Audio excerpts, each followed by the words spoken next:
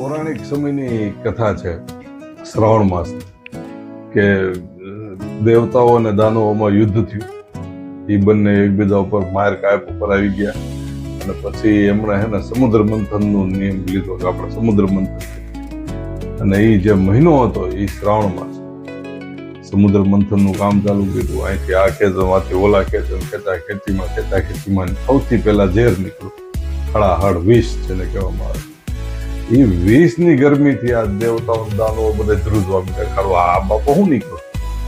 પછી ભોળાનાથને એ લોકોએ પ્રાર્થના કરી, સ્તુતિ કરી.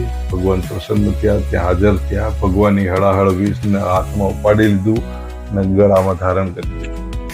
પછી માતા પાર્વતીજીએ જળથી દૂધથી એમનો અભિષેક કર્યો, એમને બિલીપત્ર ચડાવ્યા અને બધા જ દેવતાઓએ એમનો અભિષેક કર્યો અને બિલીપત્ર અને એનું પૂજન અર્ચન કર્યું. ત્યારથી જ આ પરંપરા આપણી ચાલી આવે છે કે શિવલિંગ ઉપર શ્રાવણ માસમાં દૂધ, જળ, બિલીપત્ર આ બધું ચડાવવાથી અનેક ગણું ફળ મળે છે અને ભગવાનની કૃપા થઈ છે. એટલે શ્રાવણ માસનું જે મહત્વ છે, મેં સમજેલું કે સાંભળેલું હતું એ મારા હિસાબે આ છે. હજી પણ ઘણું બધું કંઈ પણ હોઈ શકે છે.